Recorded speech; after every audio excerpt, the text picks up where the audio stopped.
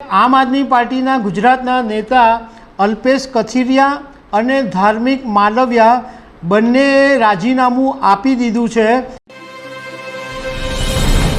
નમસ્કાર દર્શક મિત્રો, ગુજરાતના રાજકારણમાં ખળભળાટ મચાવી મૂકે એવા એક મોટા સમાચાર સામે આવ્યા છે। આમ આદમી પાર્ટીને મોટો ઝટકો લાગ્યો છે।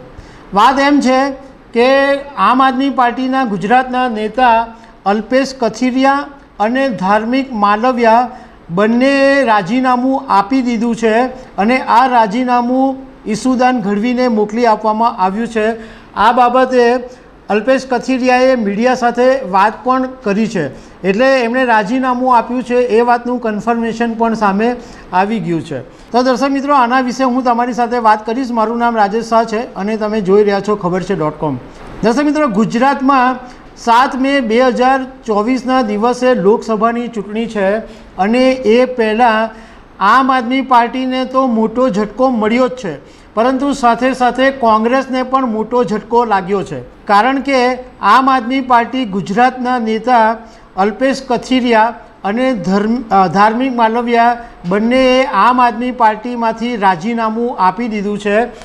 અત્યારે તો એમણે એવું કોઈ કારણ કીધું નથી કે કઈ પાર્ટીમાં જવાના છે, પરંતુ રાજકારણમાં એવી ચર્ચા ચાલી રહી છે કે અલ્પેશ કથિરિયા અને ધાર્મિક માલવિયા બંને ભારતીય જનતા પાર્ટીમાં જોડાઈ શકે છે।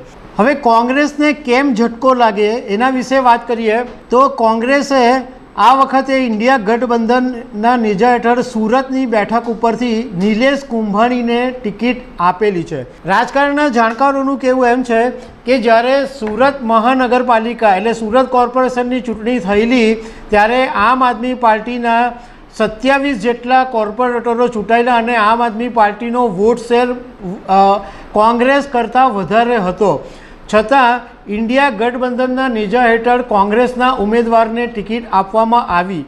એને કારણે કદાચ આમ આદમી પાર્ટીના ઘણા બધા કાર્યકરો અને નેતાઓ નારાજ હતા। હવે અલ્પેશ કથિરિયાની વાત કરીએ તો અલ્પેશ કથિરિયા પાટીદાર અનામત આંદોલનથી એક મોટા ચહેરા તરીકે આગળ આવ્યા હતા। લગભગ 2015ની અંદર જ્યારે ગુજરાતમાં પાટીદાર આંદોલન શરૂ થયું ત્યારે 3 મુખ્ય ચહેરા હતા, એક હાર્દિક પટેલ, એક અલ્પેશ કથિરિયા અને ધાર્મિક માલવિયા।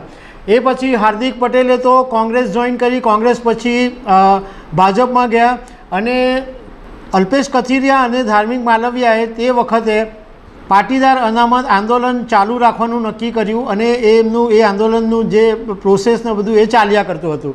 અને એ પછી અલ્પેશ કથિરિયા અને ધાર્મિક માલવિયા ગુજરાત વિધાનસભા 2022ની ચૂંટણી પહેલાં આમ આદમી પાર્ટીમાં જોડાયા હતા અને આમ આદમી પાર્ટીએ અલ્પેશ કથિરિયાને વરાછામાંથી ટિકિટ આપી હતી અને કુમાર કાનાણીની સામે અલ્પેશ કથિરિયાની લડત હતી અને ધાર્મિક માલવિયાને ઓલપાડમાંથી ટિકિટ આપવામાં આવી હતી। અલ્પેશ કથિરિયા અને ધાર્મિક માલવિયાએ બંને લડત આપી હતી। ખાસ કરીને અલ્પેશ કથિરિયાએ કુમાર કાનાણીને જબરદસ્ત લડત આપી હતી, પરંતુ બંને હારી ગયા હતા। અત્યારે આવા સમયે ચૂંટણીના સમયે જ્યારે અલ્પેશ કથિરિયા અને ધાર્મિક માલવિયાએ રાજીનામું આપ્યું એને કારણે ગુજરાતના રાજકારણની અંદર મોટો ખળભળાટ મચી ગયો છે। કારણ કે આમ આદમી પાર્ટી જે ગુજરાતમાં પ્રવેશવા માટે થનગનતી હતી અને ખાસું એવું ગુજરાત વિધાનસભામાં પણ 5 બેઠકો લઈ આવી હતી, પરંતુ હવે ધીમે ધીમે આમ આદમી પાર્ટી પણ કોંગ્રેસની જેમ વિખેરાઈ રહી છે અને આ બંનેના રાજીનામાને કારણે કોંગ્રેસ જે અત્યાર સુધી એવું માનતી હતી કે સુરતની બેઠક ઉપર આમ આદમી પાર્ટીના સપોર્ટને કારણે અમે થોડીક વધારે લડત આપી શકીશું, તો કોંગ્રેસને પણ મોટો ઝટકો લાગી ગયો છે। તો દર્શક મિત્રો, આવી અનેક વાતો સાથે અમે તમને મળતા રહીશું। Thank you very much.